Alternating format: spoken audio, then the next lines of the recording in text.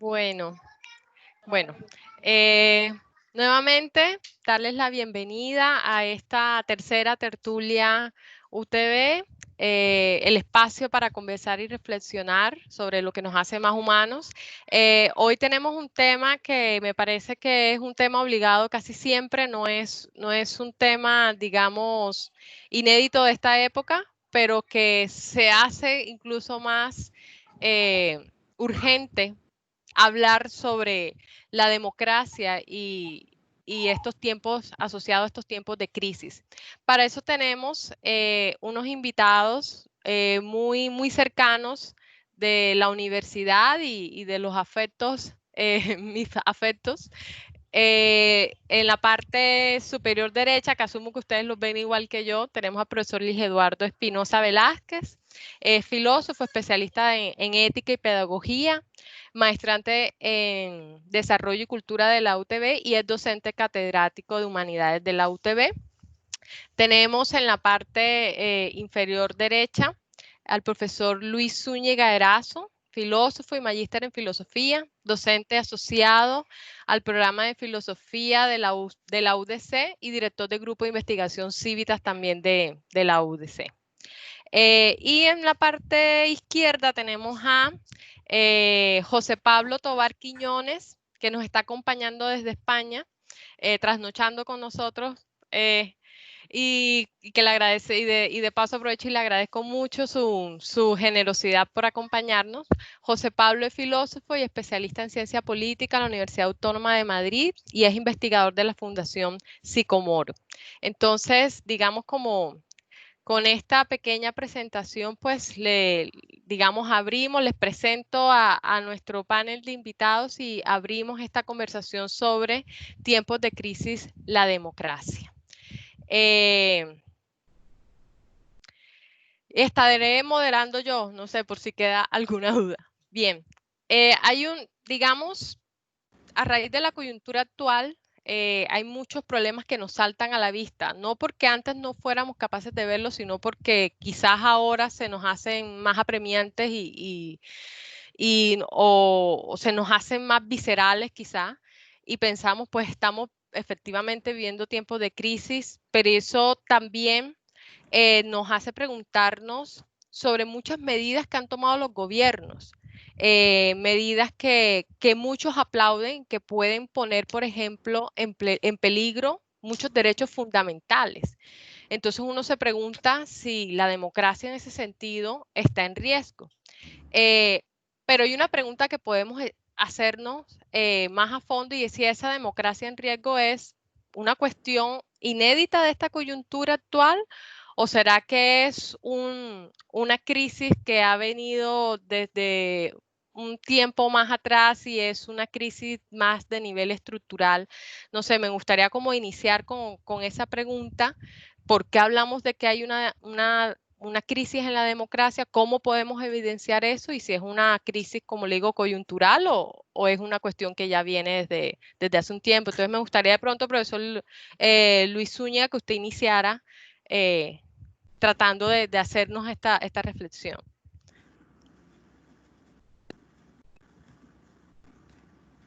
Profe, tiene el micrófono desactivado.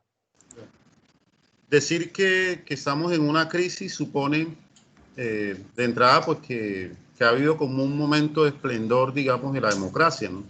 Y que veníamos en un periodo de normalidad.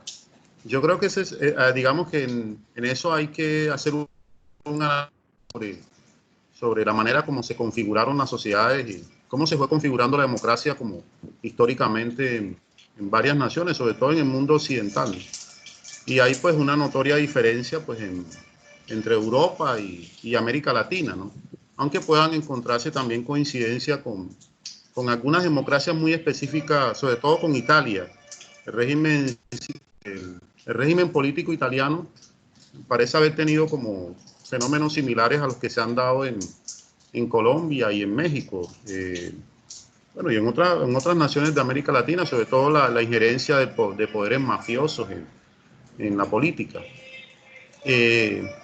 También como la existencia, digamos, de de un partido político que fue el Partido Demócrata Cristiano, que mantuvo una hegemonía, digamos, desde los 60 hasta finales del siglo pasado, ¿no? Y cómo después, pues, viene ese periodo de transición y parece como, a pesar de vivir, digamos, en una sociedad donde hay, pues, unas condiciones económicas muy distintas a la de estos países, ser una democracia, digamos, afectada por esos fenómenos de corrupción. Y llama la atención eso porque uno de los autores que más ha trabajado de estos temas de la democracia ha sido precisamente Norberto Bobbio, ¿no? Quien ha señalado como esos factores, digamos, que inciden en la democracia, que no la permiten, en cierto modo, desarrollarse. Que ese es un libro clásico, como Los poderes invisibles, la persistencia de oligarquías, la existencia, digamos, de un ciudadano no educado, los gobiernos, digamos, la tecnocracia en la toma de decisiones, en el poder político. Entonces, creo que esos elementos han estado presentes, pues, en general en la democracia tal como la conocemos hoy.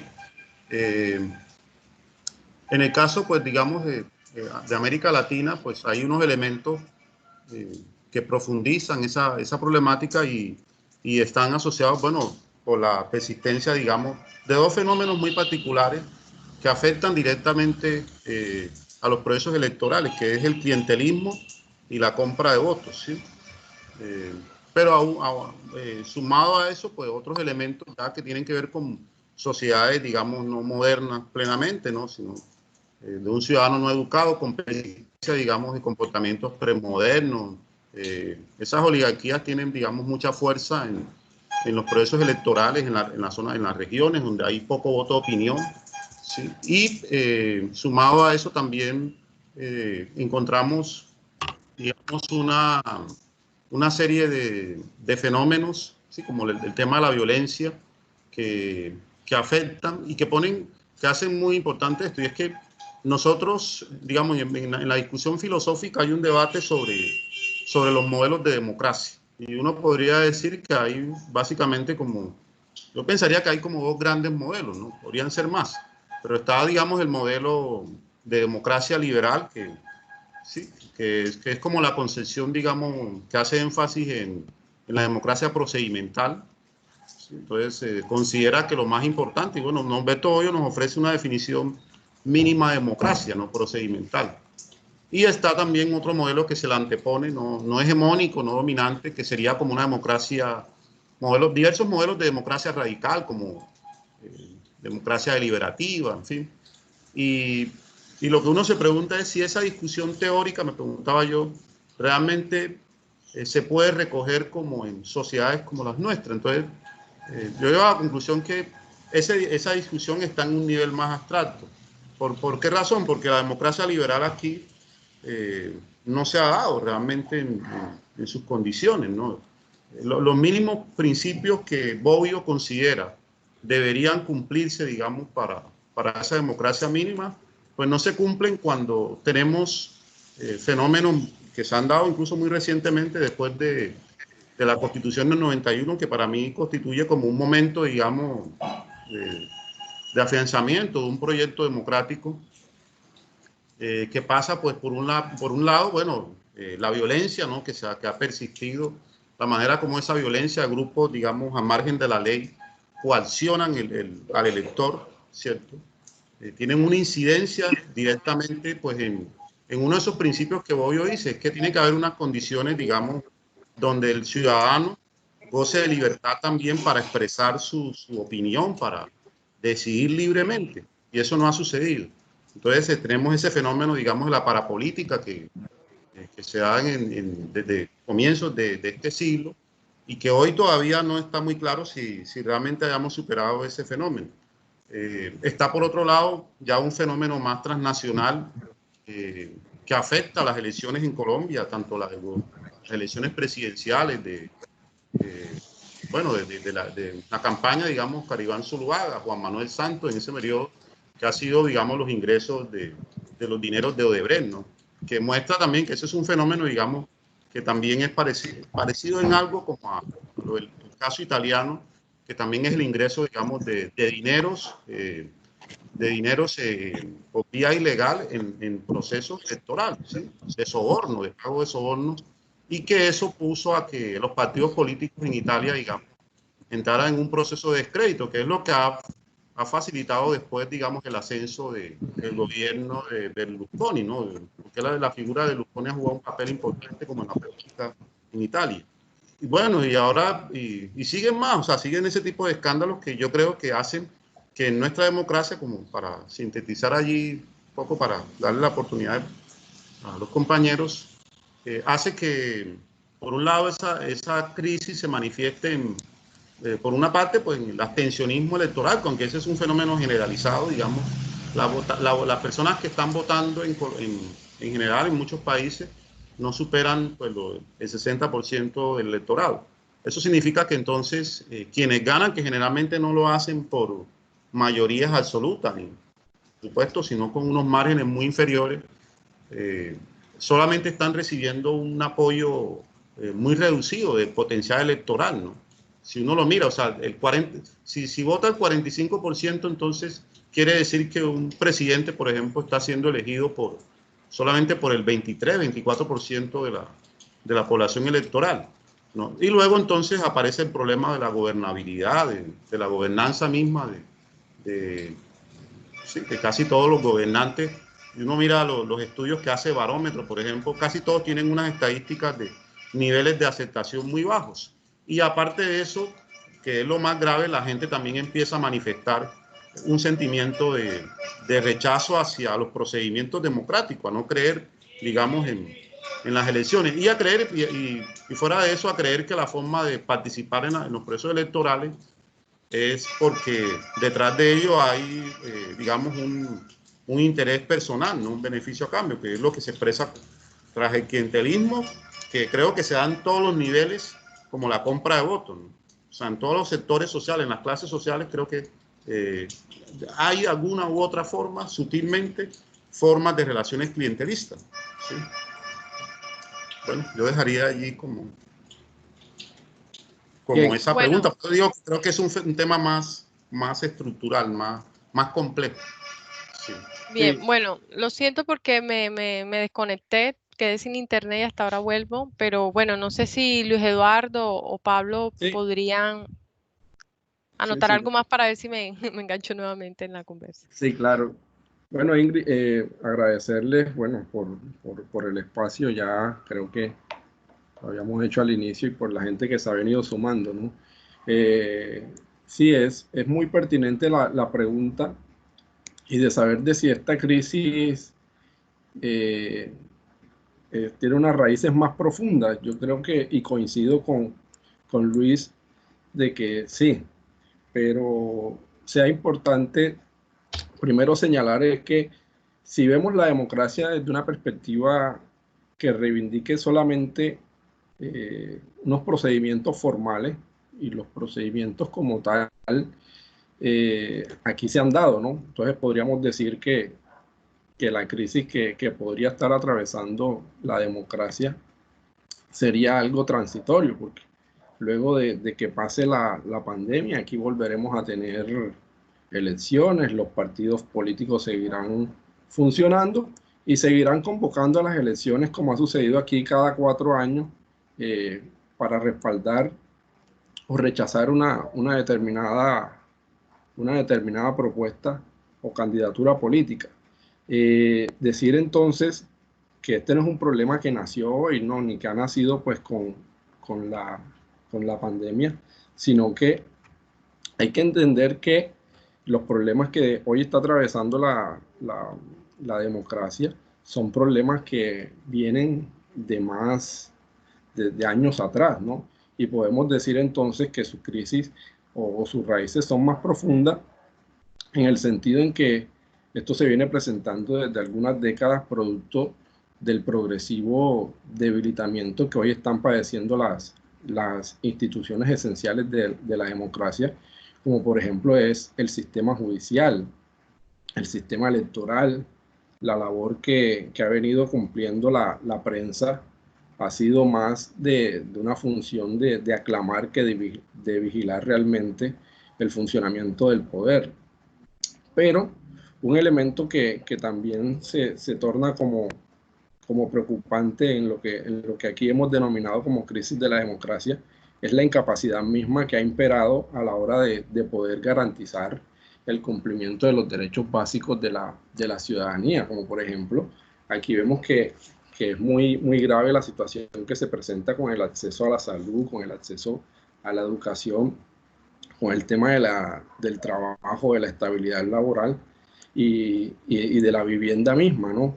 Entonces, todos estos elementos son claves para entender de que la dificultad que hoy está presentando la democracia no son problemas nuevos, y entender por eso de que la crisis sea de ahora es un asunto que requiere revisarse con más detenimiento.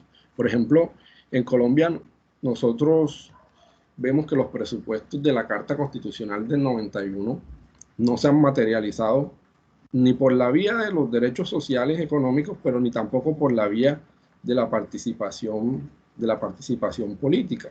Aquí nosotros en Colombia y en general en Latinoamérica hemos estado asistiendo a una democracia que ha estado, por decirlo de alguna forma, monetarizada, ¿ya?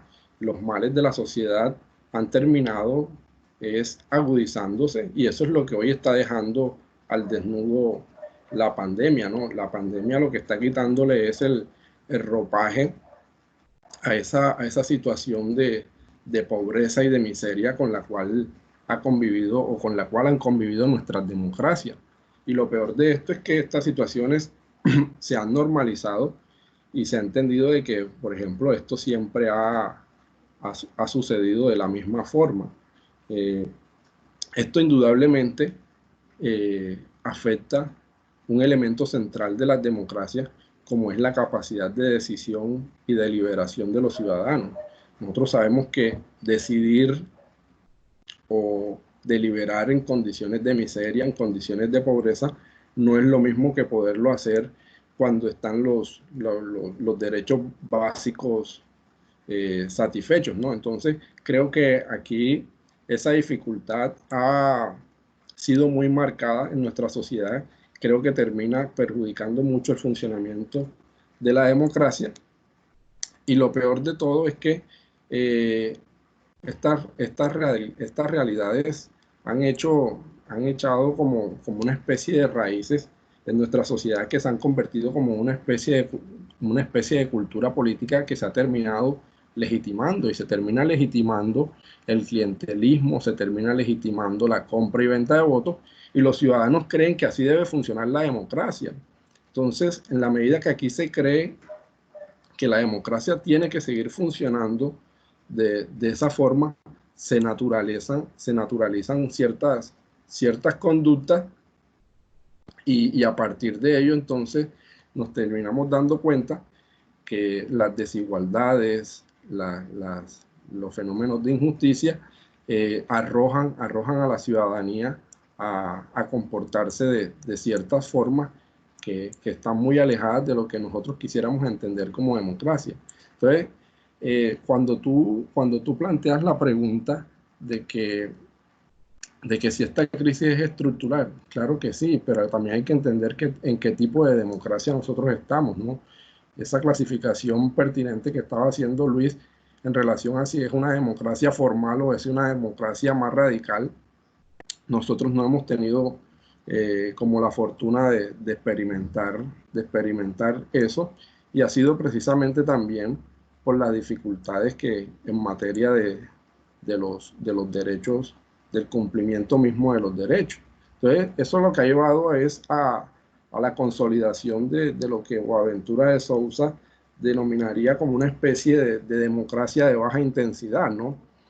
Que no podemos entenderla solamente desde la perspectiva de los procedimientos, porque es una democracia un poco discontinua, es una democracia que de una u otra forma se conforma con que los ciudadanos cada 4 años tengan la posibilidad de depositar un voto o depositar su voluntad en favor o en contra de una determinada propuesta, pero esto no realmente invita a revisar los presupuestos de una democracia más sustancial, ¿no?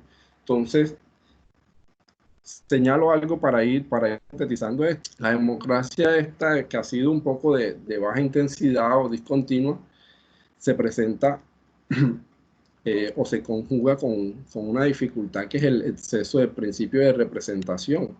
Hoy la democracia, a pesar de que nosotros podamos estar hablando de democracia participativa, como bien lo estableció la Constitución de 1991, yo creo que nosotros estamos muy distantes de eso, porque realmente los poderes con los cuales se erigen los representantes terminan siendo muy fuertes, y se distancian mucho de las necesidades de los electores, y eso de por sí ya es una situación muy compleja, que lo que evidencia es que el clientelismo no da lugar a esta democracia en términos participativos como se contempló a partir del 91, ¿no? Entonces, sí, es un asunto muy estructural, y que hoy está quedando al desnudo con la pandemia, ¿no?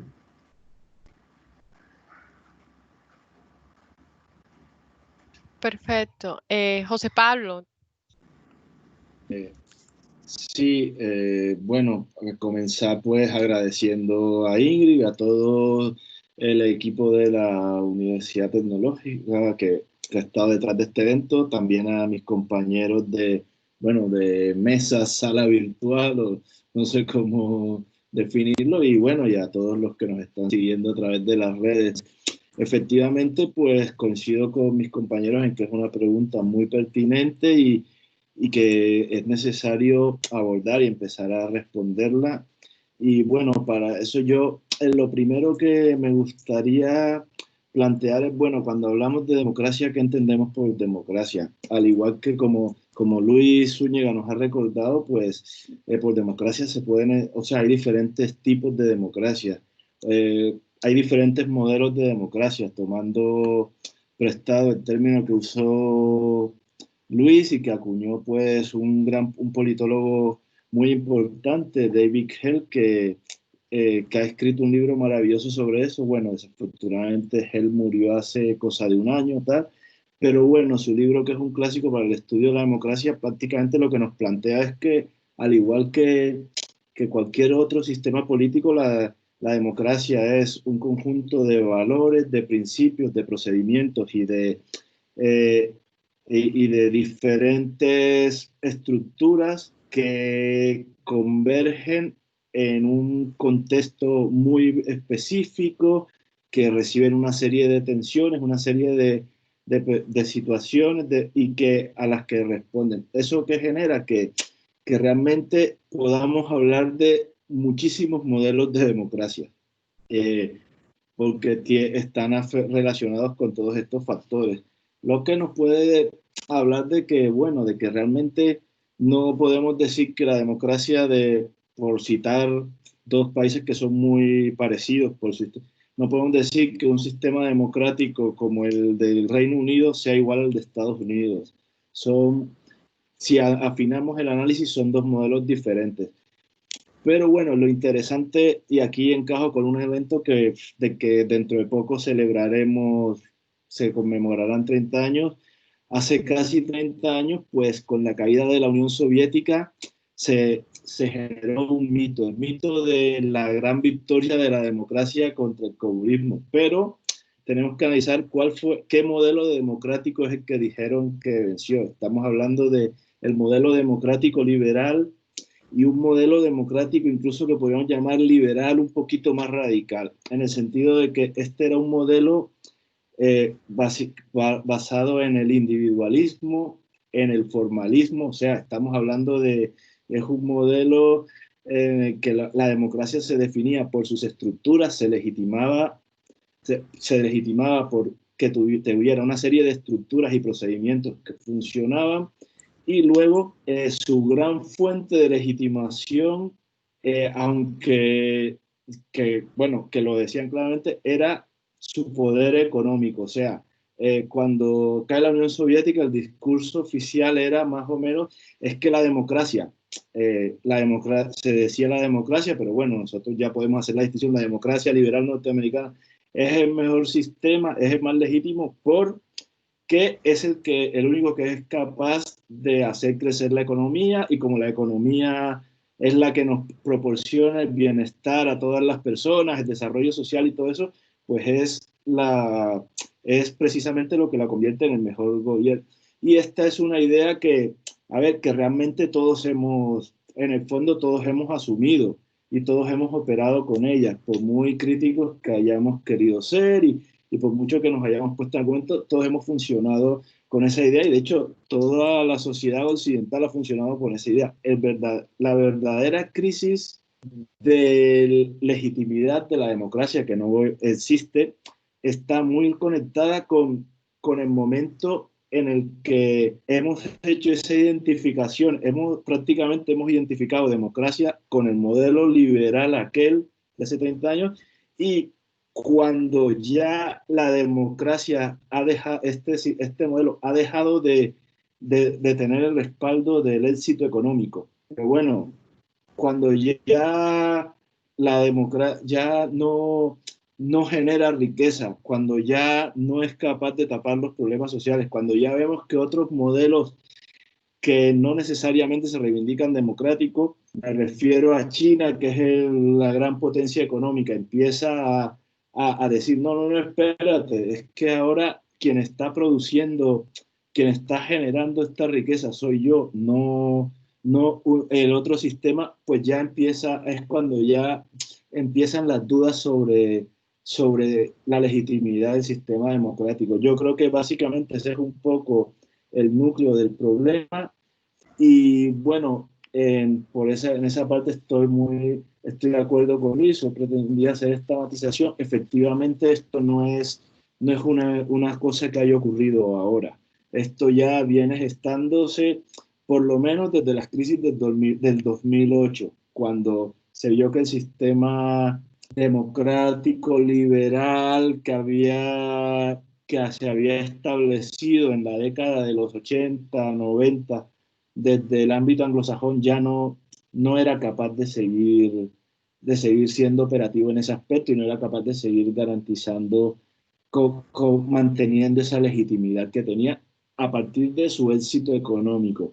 Un tema muy interesante, aquí quiero recuperar también a otro autor, ya que estamos citando a tops de la democracia, o sea, Luis Zúñiga citaba a Bobbio, Luis Eduardo ha citado pues a Boaventura. Yo también quisiera citar ahora a quien es a lo mejor el analista más potente de lo que es el modelo liberal, que es Robert Dahl. Robert Dahl plantea, a la hora de analizar lo que es el modelo democrático, él plantea como dos fases.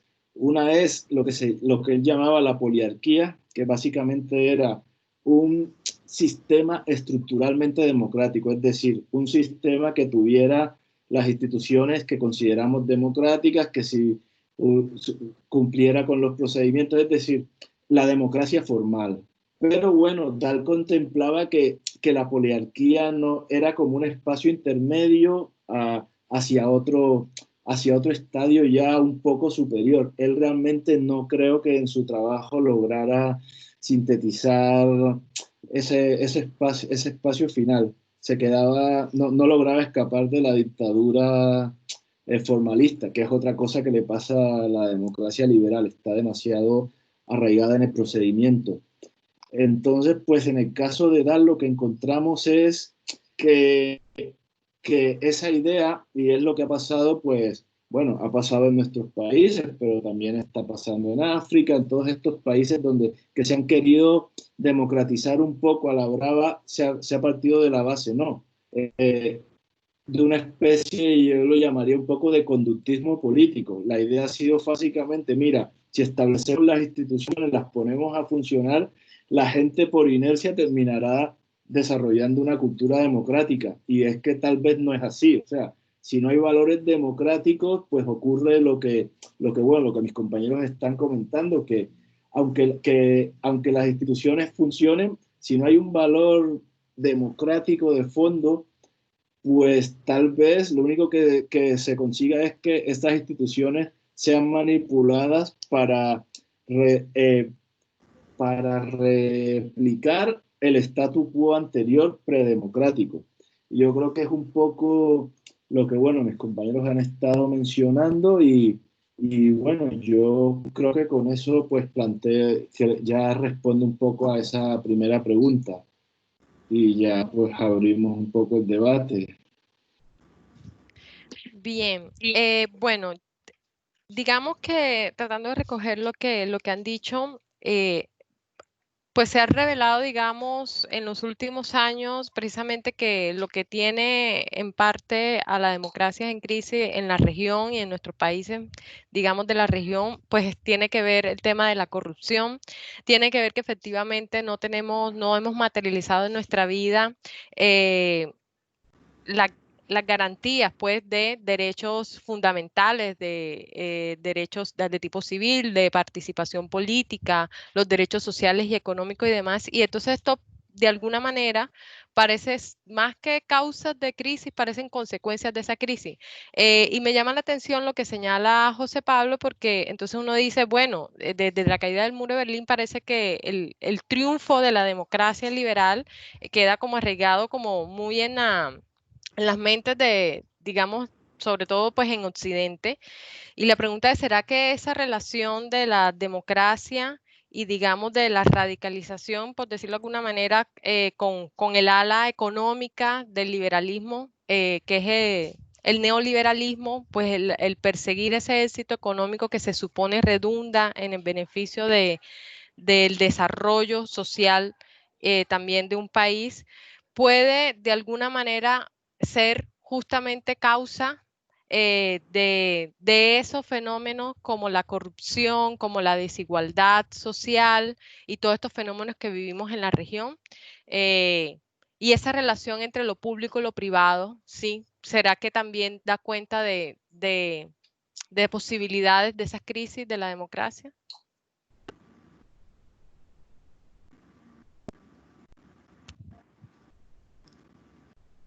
Quien quiera responder.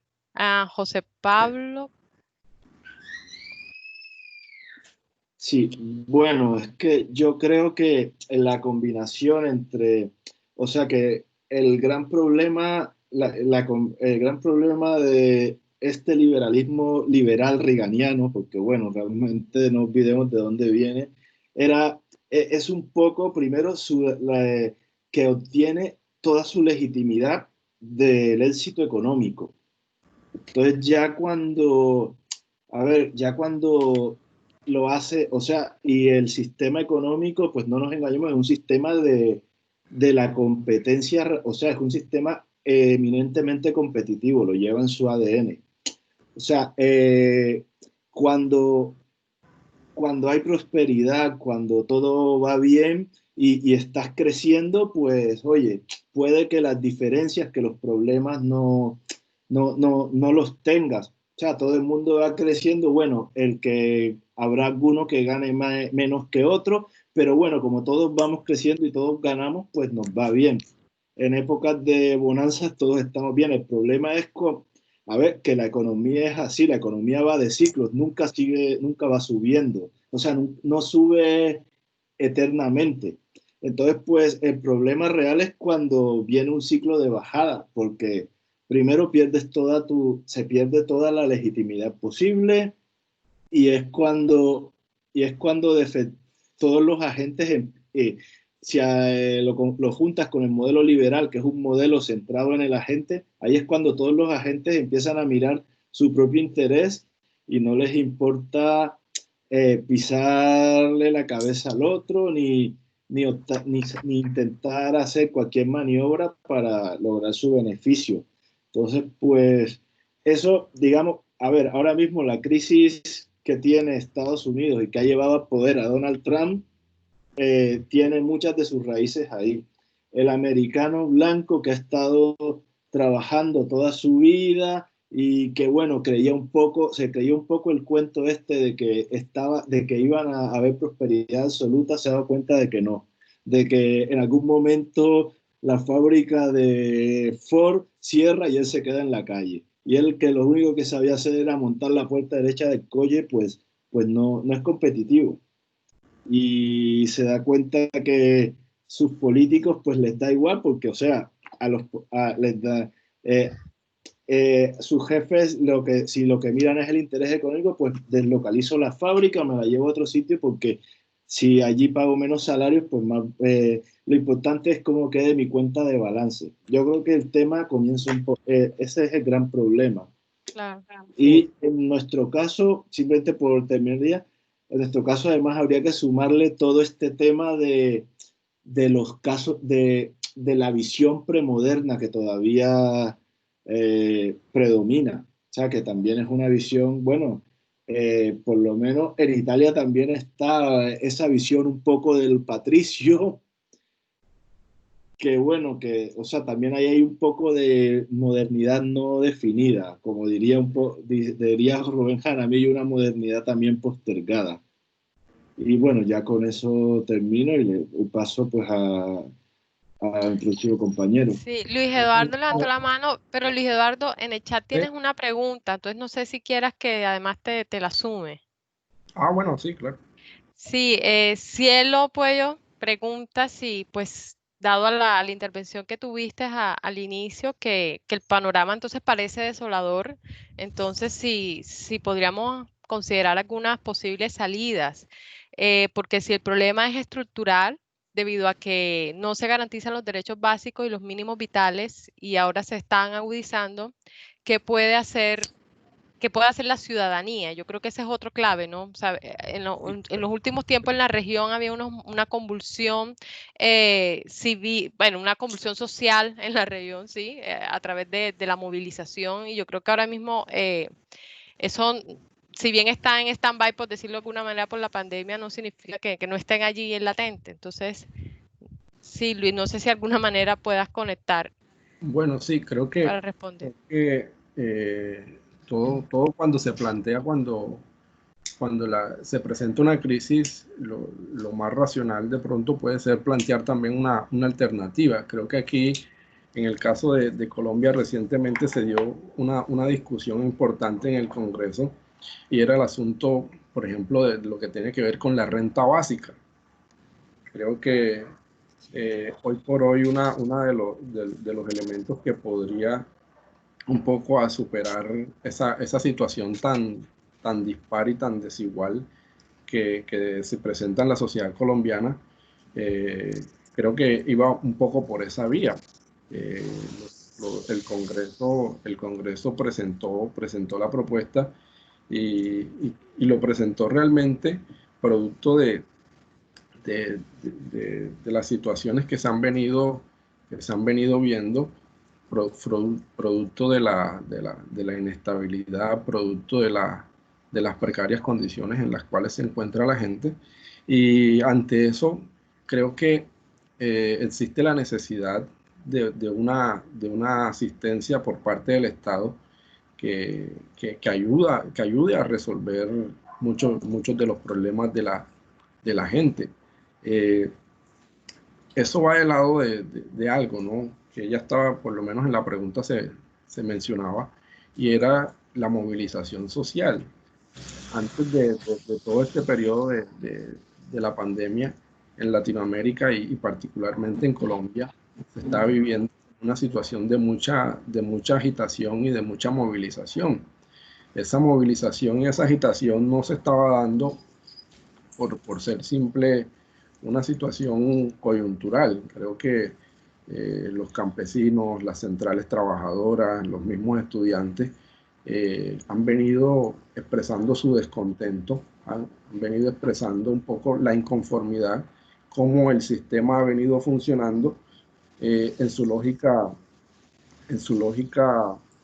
privatizadora un poco, que muchos de los derechos se han convertido realmente en una letra de cambio, en una mercancía, y esto nos pone en el estado de cosas que nos encontramos. Entonces, sí, a pesar de que la situación es compleja, una de las salidas que nos ofrece, creo que la democracia un poco en términos de estar por fuera de la institucionalidad, es la movilización. Creo que históricamente la movilización ha dejado en evidencia que es una de las vías que puede ayudar incluso a prestarle un poco de más salud a la democracia, ya que por la vía institucional muchas veces no se logran los propósitos en materia de poder concretar los derechos, y en ese sentido creo que es una forma de poder reactivar la sociedad, ¿no? Estamos en una situación ahorita que de pronto no lo permite, pero innegablemente es una vía importante porque permite escuchar otras voces, otros actores de la sociedad que se distancian de un poco del status quo establecido, que no discute y que no le interesa un poco poner en la agenda política las necesidades de la gente, ¿no? Entonces creo que un poco va por ahí. Esta situación terminará un poco agudizando algunas contradicciones sociales o por el contrario terminará callando un poco más la sociedad, pero yo creo que en el estado en que hoy se encuentra la gente, creo que esto invitará indudablemente a una mayor movilización. Creo que la pandemia dejará un gasto y una deuda pública mayor que indudablemente también repercutirá en un recorte del gasto social y esto tendrá que analizarse en su momento, pero de momento sí reconocemos que la vía es un poco recuperar la actividad de la ciudadanía, ¿no? Bueno, antes de darle la palabra al profesor Zúñiga, tenemos una manito levantada de Julio Romero y una pregunta de Eduardo Salgado. Entonces me gustaría, Julio, que tomaras la palabra antes de que... Gracias. Buenas tardes a todos. Estoy en Bogotá. Un saludo especial a mis amigos y entrañables amigos de la Universidad de Cartagena, se me olvida la palabra, de la Tecnológica de Bolívar. Tecnológica, sí. Sí, excúseme. Mire, yo creo dos cosas. El concepto de democracia no ha sido históricamente el mismo toda la vida. De hecho, si miramos en los griegos, estaban excluidos los esclavos, las mujeres, los niños, los extranjeros, etc. Y lo mismo en la Revolución Burguesa, era una democracia formal más no real. ¿En qué sentido? Fue la mecánica de las revoluciones burguesas que hicieron que el poder fuese adquirido, digamos, por aquellos que detentaban en ese momento un poder económico, pero que no tenían un poder político, y crean una especie de democracia, digamos, que es formalista y que tiene un apego a la ley. Pero el parecido entre la democracia liberal burguesa y la democracia griega radica en el imperio de la ley. Es decir, que existe detrás de la ley un interés general. Entonces, haciendo esta pequeña acotación, quisiera indicar que eso es en teoría general, pero ahora aterricemos en Colombia. ¿Es democracia? ¿El concepto de democracia es para todos los países por igual? ¿El concepto de democracia es similar en todas las sociedades capitalistas de centro y de periferia? Yo diría que no. ¿Por qué diría que no? La falla estructural de Colombia es sui generis, es especial y debe ser estudiada de manera asimismo especial. ¿En qué sentido? Nuestra historia constitucional. ¿Cuántas constituciones hemos tenido nosotros? ¿Qué estabilidad han tenido esas constituciones políticas que serían la base? Y tenemos que hasta el año de 1991 nunca jamás hubo un consenso entre todos los partidos y entre toda la sociedad. Siempre fueron constituciones impuestas, siempre hubo dictadura, siempre hubo guerras civiles. O sea, la guerra civil en Colombia nunca ha cesado. ¿Qué democracia puede existir en un país que permanece en guerra civil? Y donde la constitución no es producto de consensos, de acuerdos, sino de imposición de un partido sobre el otro. Y la dinámica que existió de guerra civil entre los dos partidos y luego la dinámica de que estos dos partidos hacen un frente nacional para aniquilar cualquier posibilidad de izquierda. Y así tenemos masacres como la de la Unión Patriótica, asesinatos persistentes del Estado, del sistema político que se acepta, por ejemplo, en este momento el asesinato de líderes sociales y lideresas sociales. ¿Eso es democracia? No, acá no podemos hablar. Si no tenemos una estructura, un Estado que esté presente en todo el territorio nacional y digamos, a nivel macro, en todos los territorios, no se podría hablar de democracia. El caso colombiano es sui generis, tanto por esta ausencia de permanencia constitucional, que digamos se da hasta el 91, donde se da el consenso, pero en ese consenso también se excluyeron a sectores. Y luego, a partir del 91, esa reformitis. Nosotros somos a reformar permanentemente la Constitución. Y esas reformas no se hacen en interés general. Se hacen por los sectores que se imponen a través de componendas. Por eso la deslegitimidad que tiene el Parlamento, es decir, el Congreso colombiano. La Cámara Alta y la Cámara Baja no tienen en la sociedad una aceptación. ¿Por qué? Porque vienen de componendas, digamos, que no tienen una legitimidad en las urnas comparada con la votación que se hace, por ejemplo, al presidente de la República. ¿Existe división de poderes en Colombia? Yo veo que hay choque de trenes permanentemente y que el poder del presidente, el poder ejecutivo, tiene un megapoder. O sea, hay una concentración de funciones terrible que no permite que haya democracia. Porque no es posible, por poner solo un ejemplo, que el director de víctimas, la ministra de Gobierno, nombre al hijo de M40. O sea, eso es inconcebible en una sociedad realmente democrática. Y que la ministra salga a defenderlo. O sea, ¿existe un poder moral? No, no hay poder moral, no hay interés general. Yo creo que es sistemático, estructural, y que esto solo se da cuando aceptemos un Estado de Derecho en el cual se incluya el respeto por los derechos humanos, es la base. La existencia de partidos políticos. Yo pregunto, ¿cuál es la diferencia entre los partidos existentes? La diferencia ideológica. ¿Los partidos políticos son correas de transmisión entre la sociedad y el Estado? No.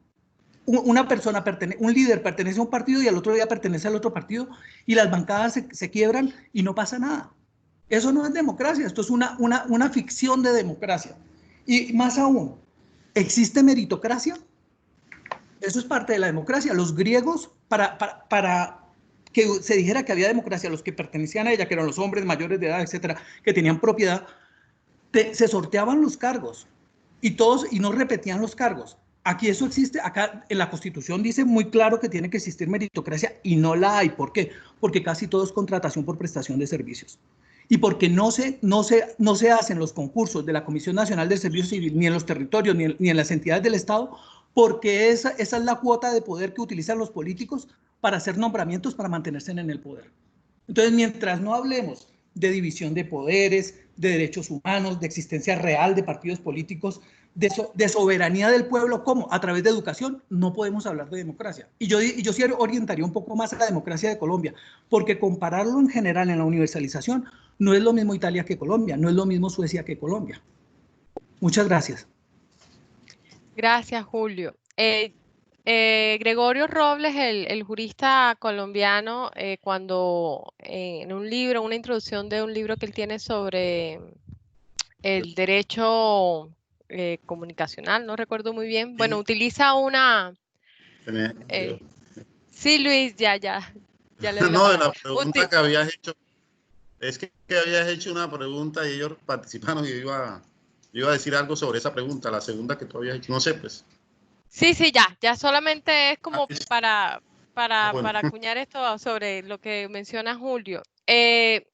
Gregorio Robles dice que a veces, digamos, tratar el concepto directamente resulta complicado cuando todavía no se ha puesto pues, de acuerdo ni filósofos, ni juristas, ni nada sobre una definición única de un concepto. Pero entonces, digamos que el ejercicio sería rodear el concepto, ¿sí?, para permitir dar luces sobre el concepto. Y yo creo que lo que acaba de hacer Julio, pues da cuenta de lo que estamos haciendo. O sea, quizás no vamos a definir un concepto único de democracia.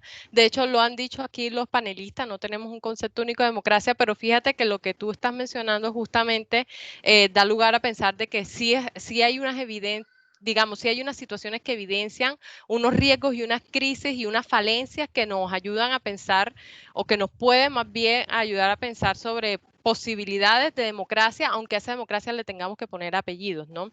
Entonces eso era como para decir que no vamos a lograr aquí, pues ni mucho menos unificar un concepto de democracia, pero que sí nos permite, digamos, los problemas alrededor de la democracia ir, digamos, dilucidando sobre esas problemáticas mismas. Profesor Zúñiga. Sí, yo sobre esa pregunta que tú hacías, que me parece a mí tiene que ver con un tema clásico, de pronto en la cuestión judía, Mar habla de eso, la relación entre economía y política, ¿no? Esa relación, digamos, cómo se logra como ese equilibrio, ¿no? Porque si la política se pervierte y se convierte simplemente en un espacio de transición, ¿no? De intereses, de beneficios, pues bueno, sucede lo que sucede con este fenómeno como los del clientelismo, que parece a mí, sobre todo el clientelismo opera como en un nivel medio y incluso también a nivel del poder económico, digamos la financiación en las campañas electorales para obtener de ella también contratos ¿sí? y favores. Pero digamos que ese es un tema, ¿no? El tema cómo se logra ese equilibrio entre economía y política. Y de hecho, pues los 80, algunos decían que habían sido hasta los 80 que los años perdidos.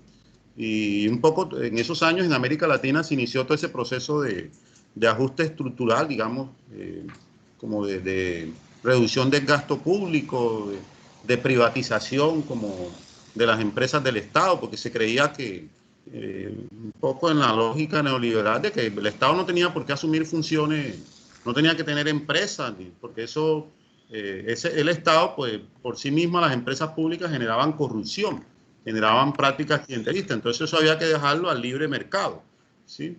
Y se creyó como en esa idea, ¿no? De que que la economía podía, digamos, regular por sí sola y darse como sus propias leyes, y el Estado lo que tenía era que supervisar y vigilar, digamos, la manera como se cumplieran las reglas de juego en el funcionamiento mismo del mercado. Lo que ha puesto evidente y ahora en relación con el tema de la crisis es que justamente en situaciones de crisis, el Estado, yo creo que incluso más allá de las situaciones de crisis, sigue jugando un papel preponderante, ¿no? En economías como la nuestra, pues el Estado sigue siendo el mayor contratista, ¿no? Los grandes contratos de infraestructura, todo eso, son recursos, digamos, públicos. Y las situaciones de crisis es al Estado el que le toca asumir, responder, digamos, las demandas de la población. Entonces, hay un tema, digamos, muy complejo en esta coyuntura que es muy preocupante, digamos, no solamente en América Latina, sino incluso en los países desarrollados, ¿no? Y esa situación en la que está quedando, digamos, las clases medias. O sea, no hay que negarnos a que la buena parte de eso que llama Luis Eduardo como la movilización ciudadana, el voto opinión, es un voto que en cierta forma como contrarresta las maquinarias y esas prácticas, digamos, que son nocivas en el campo de los procesos electorales. Ese voto opinión puede verse golpeado precisamente cuando la gente siente, digamos, que sus negocios, sus pequeños, sus puestos de trabajo también se empiezan a perder. Entonces, lo que va a producir, digamos, esta crisis, si se mantiene, ojalá podamos encontrar, digamos, en un momento determinado, pues un par a esta pandemia, se pueda encontrar una vacuna, qué sé yo. Si esto continúa, pues el asunto es que el tema económico, sobre todo, afecta en nuestro medio, sobre todo a las capas medias, ¿sí? Afecta a las capas medias, digamos, independientes, que tienen pequeños negocios. Aquí en Cartagena es evidente, pues, los restaurantes, tabernas, hostales, en fin, negocios autopartes, o sea, toda una actividad económica de gente que más o menos ha ido logrando alcanzar cierta independencia, ¿no? Tras sus negocios y que hoy están en ruina. Entonces, ¿quién la toca asumir, digamos, esa situación de crisis? Pues le toca asumirla el Estado, ¿sí? O en la que debería asumir el Estado, ¿no? Entonces, también, ¿cuáles son las dificultades para que la gente pueda acceder a esos préstamos en un sistema también que el mismo modelo promueve, ¿no? Y es los intereses sobre todo de los sectores financieros, no especulativos?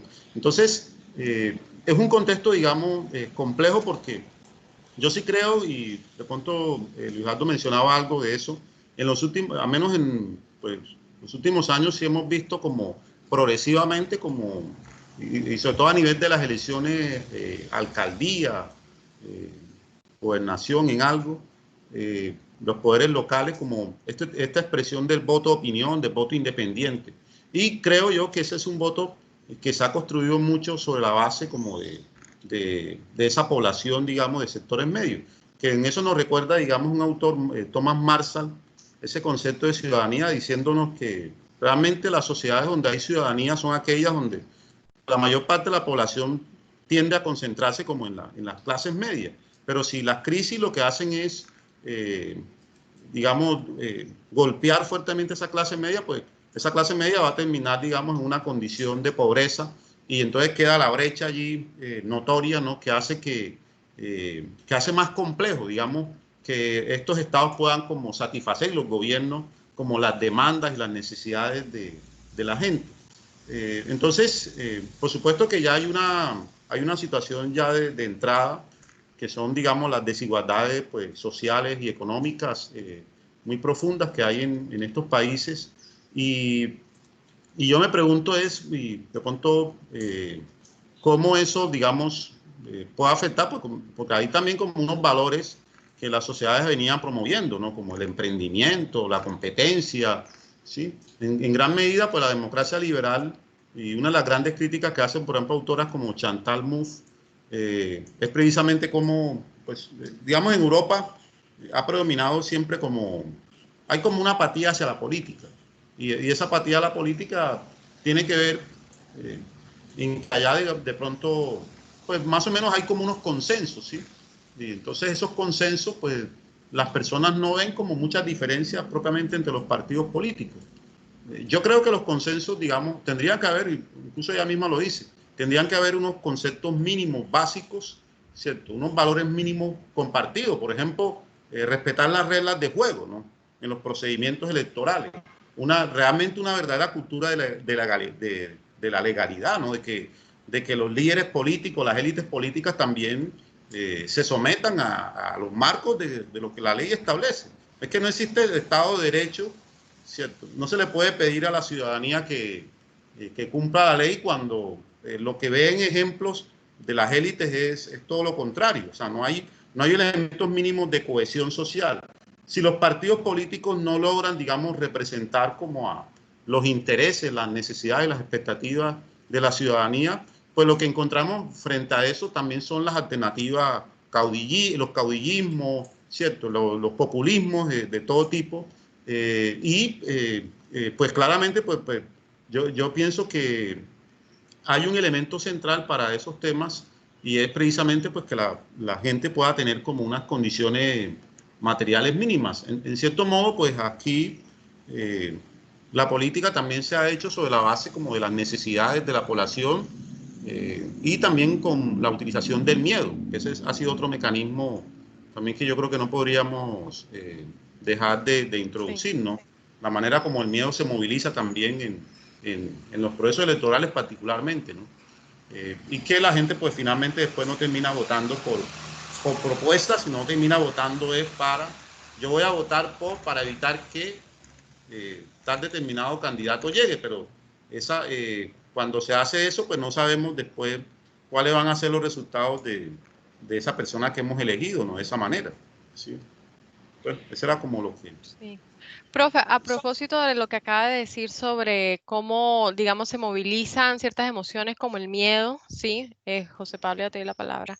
Sí me gustaría como introducir precisamente ese tema, sobre todo porque nosotros hemos estado viendo en la región en los últimos meses como un vuelco hacia ideas de derecha, de ultraderecha, no solamente aquí en la región, sino también en Europa, por ejemplo, con el partido Vox en España y demás. Y mucha gente que digamos, en el diario vivir llega incluso a requerir o incluso a justificar ciertas medidas de medidas autoritarias para, por ejemplo, que la gente cumpla con el confinamiento o para que pueda acabarse ciertos tipos de delitos, etcétera. Estas, digamos, después de la recesión de los años 30 se vino en Europa el fascismo, ¿sí? Apareció Hitler. Digamos, en nuestra historia reciente tenemos a un Bolsonaro en Brasil, tenemos el triunfo de Trump en Estados Unidos. ¿Será que con esto de la situación que estamos viendo ahora mismo puede haber lugar para este tipo de movimientos autoritarios, y eso pues, evidentemente atenta contra cualquier idea que tengamos de democracia? ¿Cómo ven ustedes ese panorama? ¿Sí?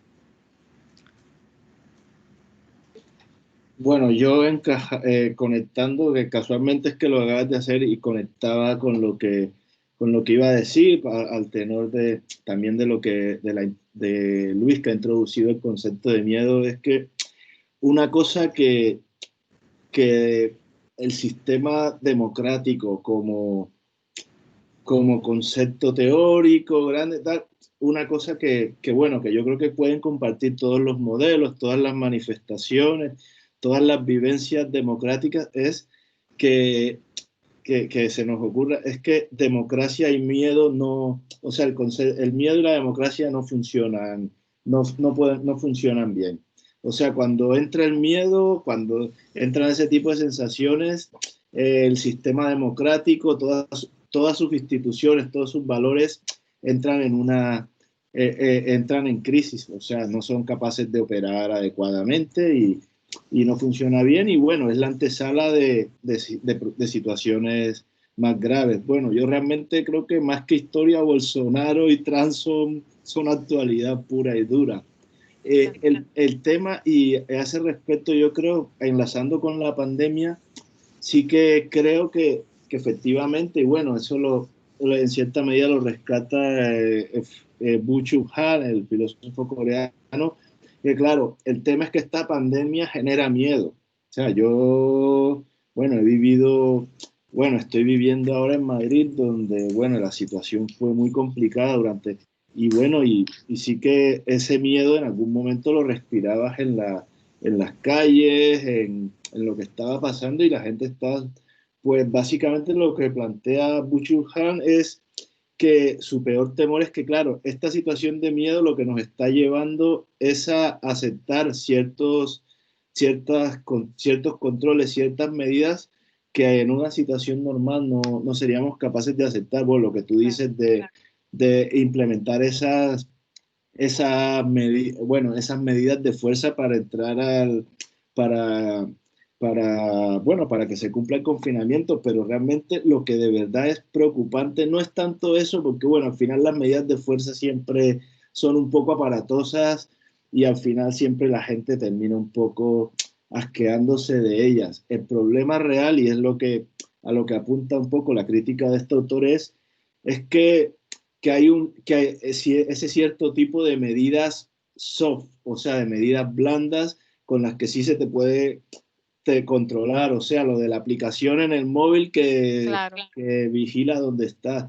Todos estos sistemas vecinales de control que existen en China, o sea, vamos, que no puedes salir de que sales a la calle y de repente te aparece un dron y te dice, no, devuélvase que usted no puede entrar, y muchas otras, lo del pasaporte sanitario, que bueno, no sé si allí se ha escuchado, pero bueno, como se supone que esto sí que se ha escuchado mucho por aquí, como se supone que la gente que ha pasado el COVID ya no puede volver a infectarse, entonces en ciertos países asiáticos, en concreto China, Corea del Sur, creo que Singapur también, había la propuesta de que quienes ya lo hubieran pasado se les da una especie de salvoconducto de pasaporte que bueno, que ya dijera que había pasado el COVID, y bueno, esa persona entonces en principio vería sus libertades restituidas, entre comillas. Pero el tema es ese, que efectivamente en esta situación actual lo que sí hace que la pandemia sea una amenaza para la evolución de cualquier proyecto democrático es que nos ha hecho tener miedo y estaríamos dispuestos a aceptar cosas que a lo mejor en otras condiciones no aceptaríamos. Luis, el micrófono. Sí, creo que Luis y José Pablo han dicho cosas importantes alrededor de esto y, y sí, la pandemia ha ayudado un poco a terminar legitimando una especie de medidas autoritarias que, si bien han restringido un conjunto de libertades, nosotros sabemos que bien dentro de circunstancias normales no serían aceptadas, pero este conjunto de restricciones nosotros nos damos cuenta que también se han visto un poco condicionadas por el funcionamiento de la economía por encima de cualquier otra cosa, ¿no? Creo que muchos de los gobernantes que aquí se han mencionado han tratado un poco de manera caricaturesca el asunto de la pandemia. El caso de Trump y el caso de Bolsonaro son casos ejemplares en este sentido y muestra precisamente eso, ¿no? Que después de que consideraron que esto era un asunto de menor importancia, para seguirle dándole el funcionamiento normal a sus economías, se dieron cuenta que las medidas como tal eran necesarias tomarlas. A mí me preocupa algo, que por ejemplo esta hipervigilancia, este uso de la Big Data y por ejemplo aquí en Colombia, lo que recibe el nombre de la Corona App, una especie de aplicación que en su momento estuvo cuestionada porque tenías como que registrar a dónde vas, con quién estás. Es una hipervigilancia, ¿no? Que de manera normal nosotros no, bueno, ni tampoco de manera de la situación en la que nos encontramos aceptamos. ¿Por qué? Porque no sabemos hasta qué punto estas medidas pueden estar rayando con el autoritarismo y luego de terminada la crisis vayan a estar al servicio toda esta información de algún proyecto político. Entonces, esto no garantiza de que toda esta información posteriormente vaya a incidir en la toma de decisiones de la gente, y por ahí entonces se sacrifican y se afectan el funcionamiento de las libertades y con ello el funcionamiento mismo de la democracia. Otra cosa que hay que entender y que resulta importante desde este escenario es que la democracia, compañeros, no se puede entender solamente como una mera abstracción ni como una cuestión que no se realiza que se realiza por sí sola. Aquí el asunto de la libertad, ya que lo estamos poniendo en discusión, requiere de unas condiciones muy específicas. Por eso, cuando, por ejemplo, los gobiernos han decretado las cuarentenas, las restricciones en materia de movilidad, el cierre de los aeropuertos, yo digo, pero aquí hay gente que no tiene las mismas condiciones para afrontar estas cuarentenas, ¿no? Entonces se vuelve un asunto muy estratificado porque de acuerdo a cómo estén tus posibilidades económicas también, así también tendrás las posibilidades de preservar y de mantener esa cuarentena o aislamiento inteligente. Pero no podemos hablar de un aislamiento inteligente cuando el conjunto de restricciones que se colocan no tienen la misma fuerza, por ejemplo, para garantizar las necesidades, la satisfacción de las necesidades más básicas de la gente. Entonces, aquí nosotros vemos que en el caso de Colombia, el gobierno ha expedido más de 150 decretos en emergencias económicas, pero estos decretos principalmente a quienes han favorecido. Y esto ya de plano nos pone en una situación de desigualdad que realmente es muy compleja, muy preocupante, y sí nos invita un poco también a pensar y a repensarnos qué va a suceder de aquí en adelante, ¿no? Bien, Luis. Prof. Zúñiga, ¿quiere decir algo? Por ahí, igual por ahí tenemos una pregunta de Eduardo Salgado que tiene que ver sobre si creen ustedes que la globalización, déjenme un permito y la ubico nuevamente en el chat, que si creen ustedes que la globalización trae a los países latinoamericanos y sobre todo a Colombia restricciones a las libertades y afectaciones a los derechos fundamentales que no le permiten pues una configuración autónoma de la democracia. Esto más allá de sacarlo de lo local, también pensarlo a nivel global. Sí.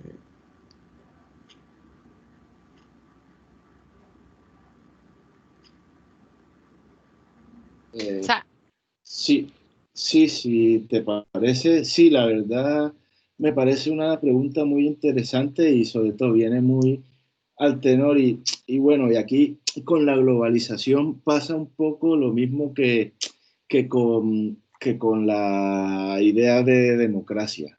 ¿De qué estamos hablando? Es que a ver, también hay diferentes tipos de globalización, porque la globalización es un proyecto, o sea, no es lo mismo el proyecto este de la aldea común que la globalización económica que, que es la que realmente es operativa. O sea, y vamos a ver, la globalización no deja de ser, o sea, la globalización tal y como la conocemos ahora no deja de ser un proyecto, un proyecto, un proyecto meramente económico, impulsado desde cierto, bueno, en un principio desde Estados Unidos, ya después se ha ido descentralizando, y en lo cual la idea era simplemente generar un mercado global, transnacional, que maximizara al máximo posible todos esos elementos para lo que es la lógica del sistema económico, generar más riqueza y producir más beneficio. De hecho, esta visión es tan, o sea, desde luego que yo considero que este modelo de globalización es peligroso tanto para Latinoamérica como para Colombia en concreto, básicamente porque todo lo que está aplicando es el modelo radical liberal riganiano a quien quiera que se lo que lo asuma, o sea, es subordinar la legitimidad de de las instituciones, del sistema político, de cualquier otro elemento social a la lógica, al funcionamiento y al éxito económico. Esa es la globalización tal y como la conocemos. Es tan peligrosa que incluso el mismo está generando estragos en Estados Unidos. O sea, la globalización tal y como, o sea, este modelo de globalización se lo ha inventado Estados Unidos para dominar el mundo y lo que se ha dado cuenta hace casi una década es que China le estaba adelantando completamente con este mismo modelo. Por eso es que Trump está implementando todas estas medidas proteccionistas y está regresando al nacionalismo, porque se estaba, o sea, cuando Trump llegó a la Casa Blanca, yo me imagino que se debió llevar el susto del siglo cuando se dio cuenta, oye, pero es que, ¿cómo que nos están ganando en la globalización? Es que nosotros no nos hemos inventado esto, sí, nos lo hemos inventado, pero bueno, es que hay otros que han sabido aprovecharlo mejor y ya nos están poniendo el terreno. Entonces, pues sí, bueno, mi respuesta a la pregunta es sí, bueno, creo que con eso un poco explico por qué. sí, sí. Sí, lo que realmente ha hecho la globalización es un poco cambiar las formas, ¿no? Ya no se llega totalmente con los ejércitos, sino que se llega por la vía del mercado y por la vía del mercado se ha intentado seguir dominando el mundo, y esto es un invento, como José Pablo lo ha señalado, muy estadounidense, principal para darle prelación a los intereses económicos. El discurso de la democracia también ha sido una forma de agenciar estos intereses. Entonces, los proyectos políticos que no estén alineados con esta dinámica, con esta lógica del mercado, pues nosotros sabemos cuáles han sido pues precisamente las consecuencias, ¿no? Entonces, se asisten a los bloqueos económicos, se asisten al tratamiento de formas distintas, porque ahí funciona un poco la lógica amigo-enemigo, ¿no? Si no estás conmigo, estás contra mí, pero detrás de ello es el expansionismo económico norteamericano por la dominación del mundo. Entonces, desde esta perspectiva, la globalización, en términos de la racionalidad económica, ha jugado un papel muy importante, ¿no? Las multinacionales no llegan a los países del subdesarrollo porque les interese realmente llevar el progreso o llevar el mejoramiento de las condiciones de sus habitantes, ¿no? Es porque deben estar buscando mano de obra barata, es porque pueden estar buscando infinidades de cosas que privilegien el crecimiento económico de sus matrices, ¿no? Entonces, desde esta perspectiva, los poderes que superan las fronteras nacionales ejercen una influencia muy importante.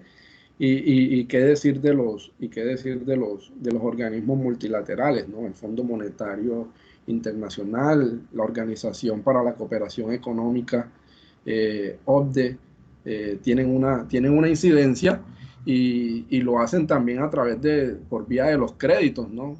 Todos sabemos que a través de ellos se le hacen unas imposiciones a los países para que puedan acceder a estos empréstitos, pero lógicamente es a costa de que estos países puedan implementar o alinearse con una política de mayor privatización, de mayor recorte de derechos que son importantes para el funcionamiento de la democracia. Entonces, desde esta perspectiva, Eduardo, yo creo que sí, la globalización juega un papel fundamental en la forma en cómo países como el nuestro asumen el funcionamiento de la democracia, ¿no?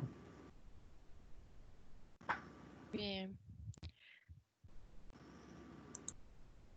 Zúñiga va a comentar algo, el micrófono lo tiene desactivado.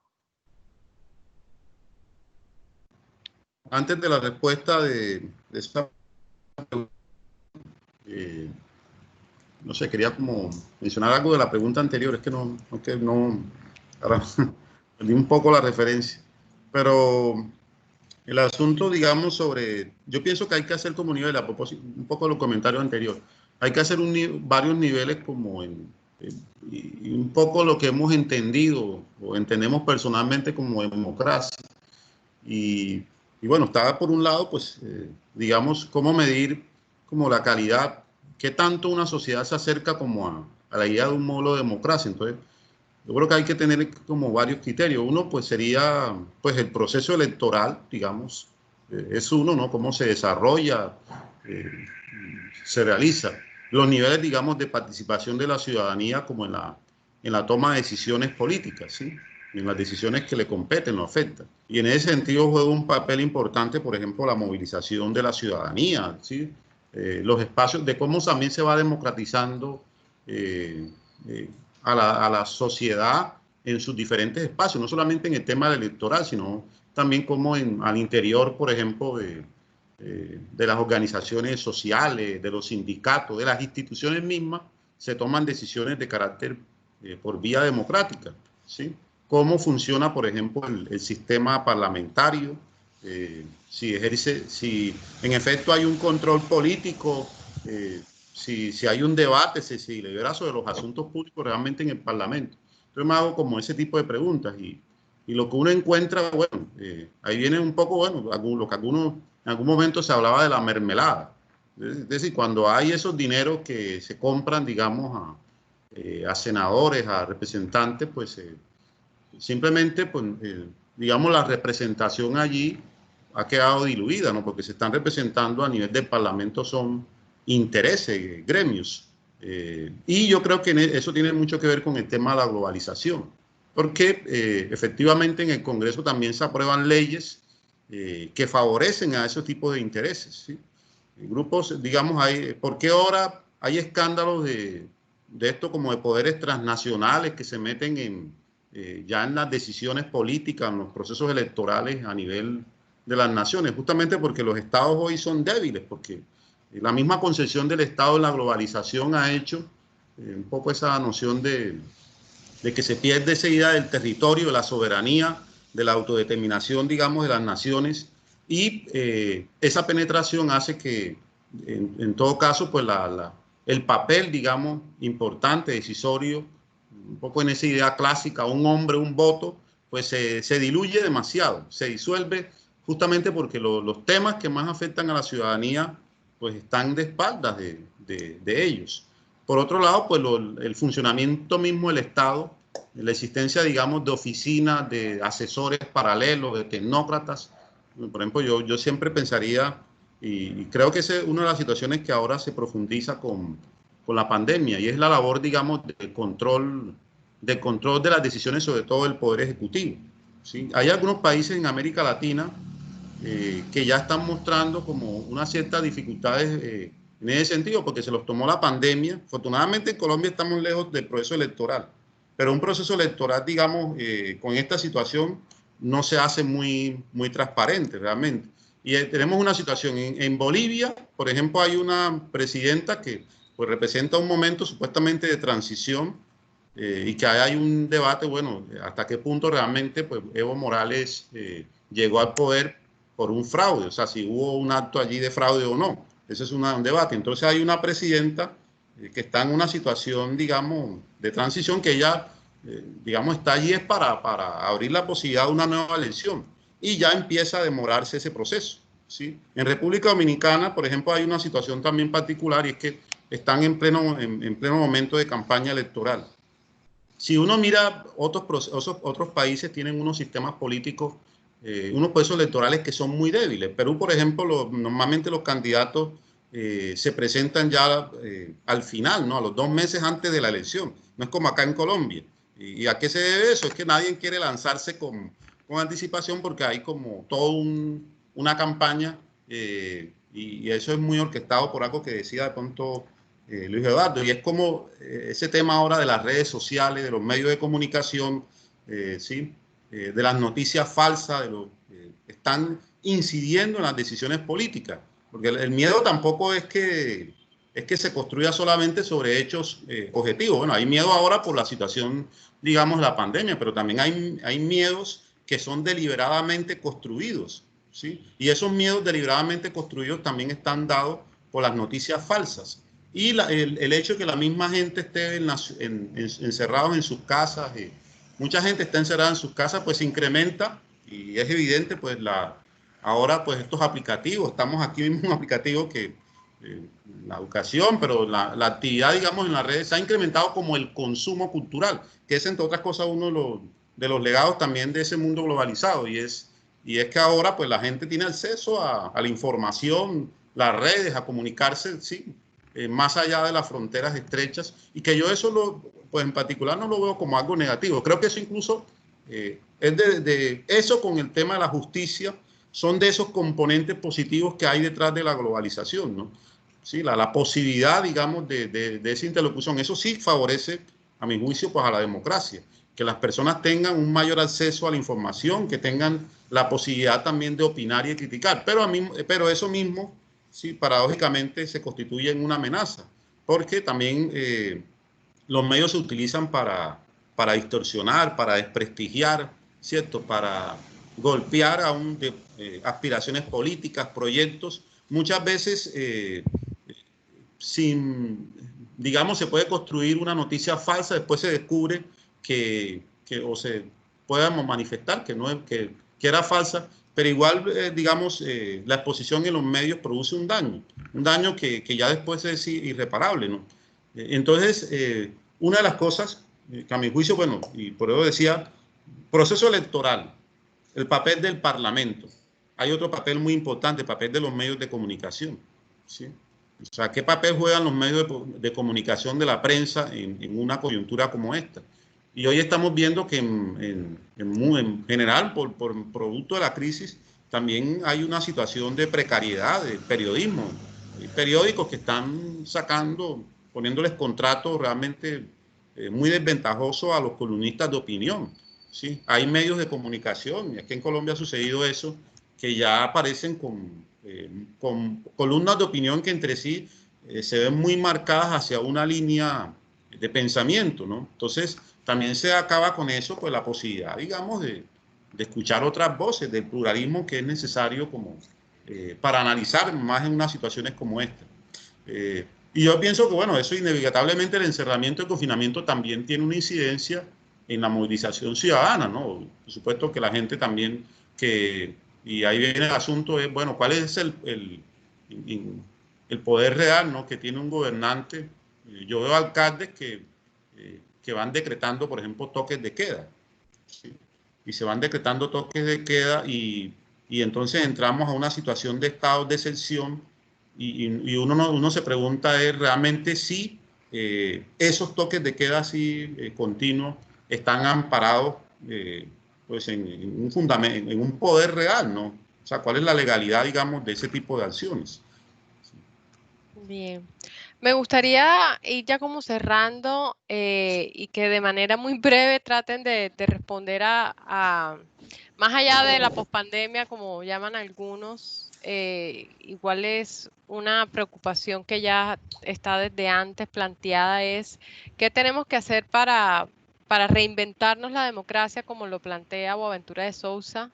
¿Qué es lo que hay que hacer? Por ahí entre los asistentes están diciendo, pues pensar la democracia sin educación es como difícil, porque esa ciudadanía precisamente no tendría las herramientas para poder tomar decisiones y poder participar de manera activa. Pero de manera breve, cortica, ¿qué creen ustedes que es el devenir? O sea, ¿qué nos podemos esperar? ¿A qué podemos aspirar en relación con nuestra vida, pues, política y con la democracia en concreto? Y al final, ¿qué recomendaciones tienen de libros o de películas que crean que nos puedan ayudar a adentrarnos más en esto de la democracia como debate? José Pablo. Bueno, José, sí, José Pablo. Bueno, a ver, la primera pregunta era qué podíamos esperar en el escenario, o sea, qué podíamos Sí, ¿a esperar. qué debemos aspirar por lo menos de manera muy clara? ¿A qué deberíamos aspirar en términos de democracia?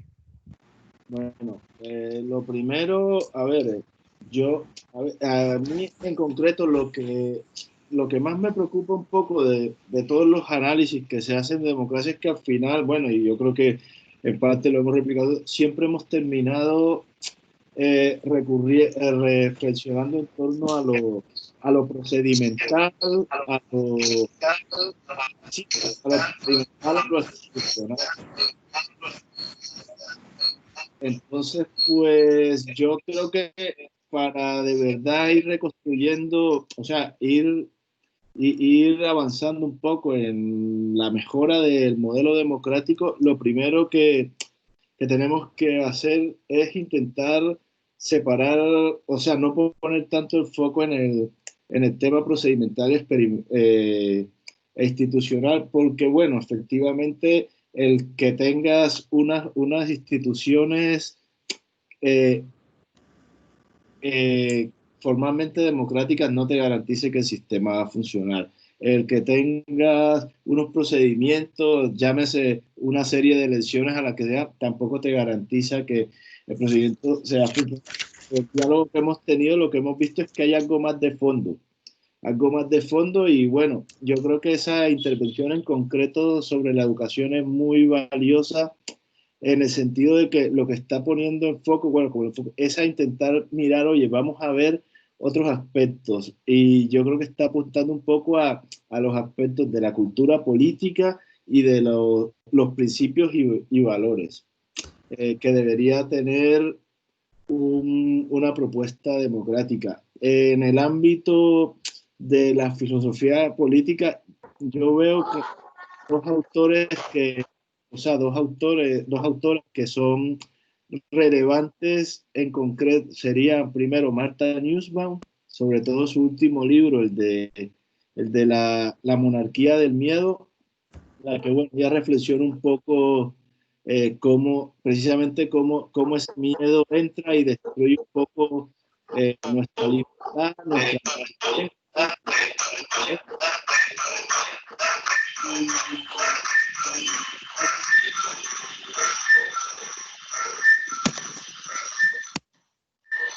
ideas también,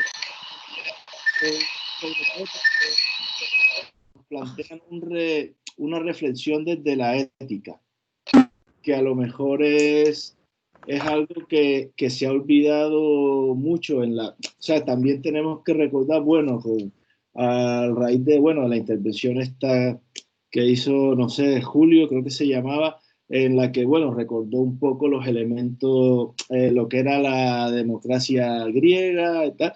Pues la democracia griega tenía un fuerte sustento ético, un fuerte sustento en valores, que es algo que también tenían los modelos republicanos de democracia y algo que el modelo liberal ha ido suprimiendo. Entonces yo creo que no digo que sea la solución, pero sí que un buen intento de reconstrucción y de resignificación y de encuentro, de búsqueda de ese ideal democrático al que todos aspiramos sería un poco intentar primero cambiar de foco, y yo creo que a través de esa mirada ética que nos proponen estas autoras, pues podría ser interesante. Vale. La segunda autora que recomendaste, ¿quién fue? Porque hubo una interferencia allí de sonido. ¿Te recomendaste a Nussbaum? A Martha Nussbaum, a Adela Cortina. Ah, bien.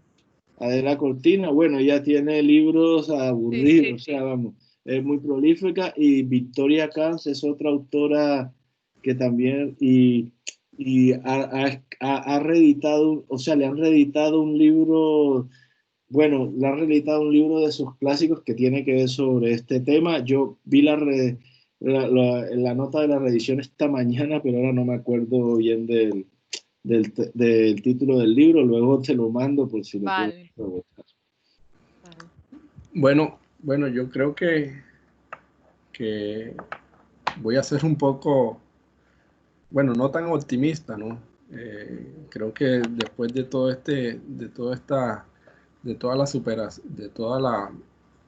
lo que podamos hacer para superar esta crisis de la pandemia, ya he señalado que la situación es compleja, ¿no? La situación es compleja y terminará siendo más difícil para muchos sectores de la sociedad. Ya hemos dicho que sectores de clase media, pero también sectores que desde antes venían padeciendo dificultades, ¿no?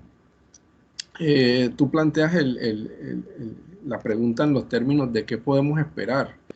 Yo creo que un poco lo que podemos esperar va orientado para el fortalecimiento de la democracia, intentar un poco desligarnos del exceso de representación que hoy existe, ¿no? El carácter de la representatividad, muy a pesar de que nosotros con la Constitución del 91 hablábamos de una democracia participativa, aquí la representación termina siendo muy fuerte. Creo que es el momento como que la ciudadanía logre distanciarse de eso y buscar alternativas que permitan, por ejemplo, radicalizar los presupuestos de una sociedad más democrática. En esos términos, propongo la lectura de un texto muy interesante que lleva ese nombre, ¿no? Radicalizar la democracia, una propuesta para su refundación. Un autor francés, Dominique Rousseau, hace un planteamiento importante. Yo creo que aquí hemos dicho la relevancia que tiene, por ejemplo, un tema como es la educación. Y ese tema de la educación no se puede olvidar si no se tiene un poco también la presencia fuerte, un poco por el lado del Estado. De esa forma podremos también consolidar procesos democráticos importantes que no se reducen solamente a lo que nosotros hemos denominado procesos o procedimientos formales.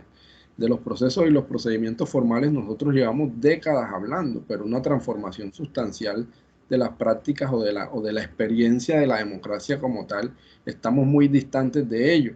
Entonces, bajo la agudización de las contradicciones que se presentarán post pandemia, como tú lo has denominado, como muchos lo han dicho, creo que se abre también un horizonte bien importante, creo que se abre un horizonte que en medio de las dificultades y en medio del poco optimismo que me puede generar en el sentido de las privatizaciones que se pueden venir. A propósito de ellos, ya el gobierno ha dicho que para el año que viene tiene planeado ventas de muchos activos, por ejemplo, en Ecopetrol, en empresas de energía, que eso nosotros sabemos en qué se traduce, ¿no? Entonces, la enajenación de estos bienes del Estado, que terminan siendo negocios que desfavorecen un poco el funcionamiento de la economía, terminan siendo elementos que de una u otra manera afectan el funcionamiento mismo de la democracia en temas de derechos. Entonces, por ahí la apuesta tiene que ser en eso, radicalizar los presupuestos de una democracia de una manera más continua, de una manera más constante, y este autor lo plantea muy bien, ¿no? Entonces, creo que el espacio se nos abre para repensar y entendernos desde otros horizontes que nos permitan ver que otra lógica sí es posible más allá del economicismo y la racionalidad esta que recorta y reduce los derechos, ¿no? Muy bien, gracias. Luis Zúñiga, el micrófono. Bueno, yo recomendaría como libros a ese texto de Norberto Bobbio, Futuro de la Democracia. Creo que es un texto que un estudiante, digamos, básico para tener una visión de los problemas de la democracia también, como lo que él plantea allí, lo mínimo. Pero aparte de eso, como una autora como Chantal Mouffe, que es muy como para nuestro contexto, ¿no? El retorno a lo político y sobre lo político, digamos, porque justamente esa tesis de ella, bueno, primero lo de Bobbio, porque yo creo que ese punto que él menciona del ciudadano no educado, si lo analizamos con mucho cuidado, realmente sí logra responder en gran medida pues a los otros problemas que tiene la democracia. Por un lado, por ejemplo, la tecnocracia. Pues la tecnocracia en cierta manera basa sus decisiones en el conocimiento, ¿no? En el saber. El saber es poder. Yo creo que una ciudadanía educada también puede mostrar, digamos, las trampas que hay en eso, ¿cierto? La persistencia, digamos, de esas prácticas, de la oligarquía, de los poderes invisibles, todo eso yo creo que se logra enfrentar con un ciudadano mucho más ilustrado. Y allí entonces juega un papel para mí preponderante pues el tema de los procesos electorales, ¿sí? Ahora, eso tiene que ir acompañado, a mi juicio, de otro aspecto muy importante y es la cultura, ¿no? La cultura democrática. Esa cultura democrática creo que es lo que nos invita en cierta forma Chantal Mouffe, y es como pasamos, y más en sociedades así donde ha predominado la violencia y la violencia política, ¿no? Cómo pasamos, digamos, del antagonismo, ¿cierto? De esa idea de aquel que difiere de mí, que lo veo como un enemigo, cómo pasamos al agonismo, ¿no? ¿Sí? No como el enemigo que hay que destruir, sino como el adversario, ¿sí? Con el que yo debo deliberar, ¿no? Y puedo discutir, ¿sí? Entonces, un elemento para mí clave pues, en estas sociedades, yo no sé si de pronto la pandemia pueda producir eso, no creo realmente, porque pronto como lo anotaba Julio, pues en esta coyuntura justamente, si algo habían tenido, digamos, esta serie de asesinatos de líderes sociales había sido una respuesta ciudadana, ¿no? Reclamando la defensa de los derechos humanos, que el Estado, digamos, le brindara seguridad como a los líderes sociales. Y ahora no, ahora pues en esta coyuntura pues se cometen ese tipo de asesinatos y son parte como una cifra más, ¿no? Más que se encubre bajo el número de muertos todos los días, los reportes de personas que están muriendo también por la pandemia. Entonces, si algo tiene que caracterizar, digamos, a la vida política es bajarle como, yo creo que se puede ser, digamos, defender ideas y posturas sin llegar a los y desligar evidentemente la política a la violencia.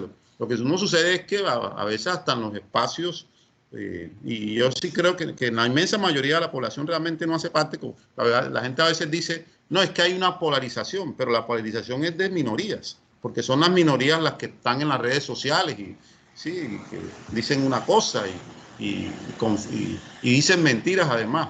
La inmensa mayoría más bien, esas minorías las logran movilizar, ¿no? Con el miedo, las persuadir, con la manipulación. Pues un ciudadano educado también tiene una mayor capacidad de, digamos, de saber cuándo hay manipulación y cuándo no, ¿no? Cuándo le están diciendo algo que tiene que incorporar como un elemento importante en sus decisiones y cuándo no.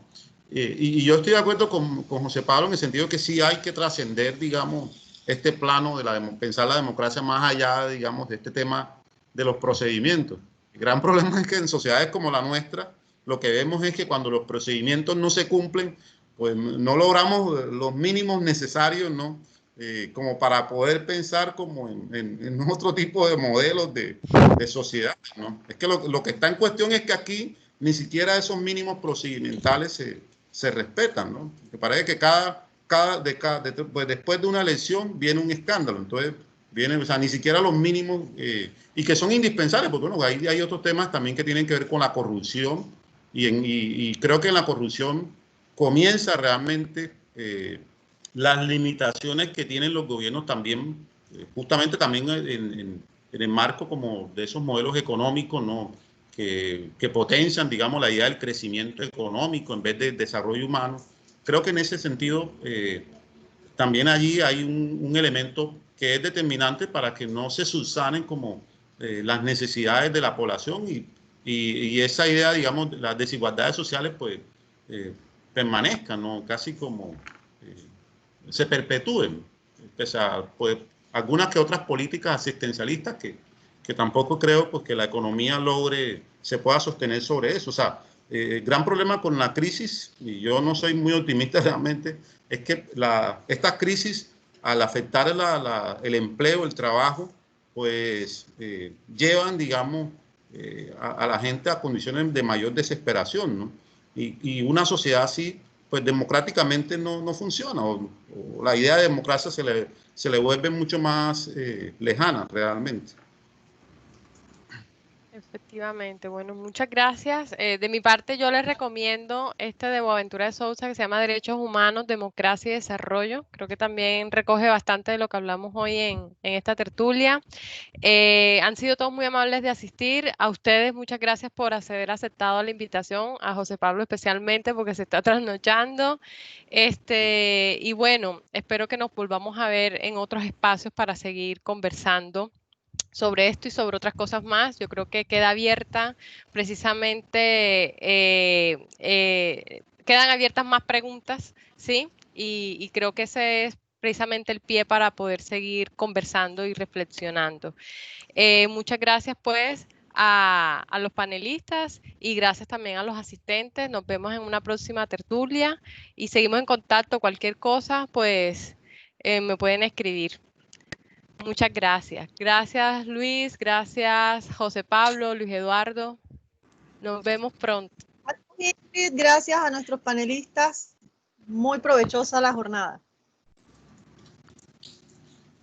Gracias a ustedes por la organización y bueno, yo he disfrutado mucho conversando con estos dos amigos que hacía tiempo que no teníamos esta oportunidad.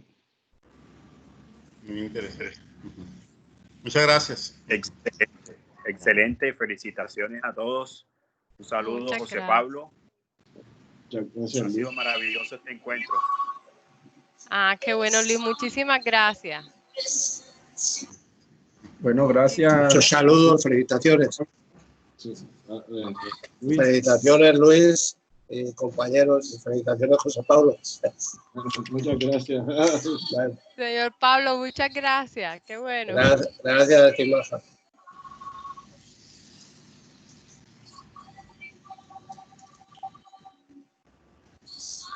Nos quedan preguntas en el tintero al público, pues muchas gracias por participar. Yo sé que por ahí quedaron algunas manos levantadas, pero bueno, el tiempo se nos fue y ha sido bastante generosos por la hora. Muchas gracias a todos, ciertamente, Luis Eduardo, muchas gracias. Bueno, hasta luego. Yo ya me desconecto aquí. Listo, pues nos desconectamos todos, chaitos.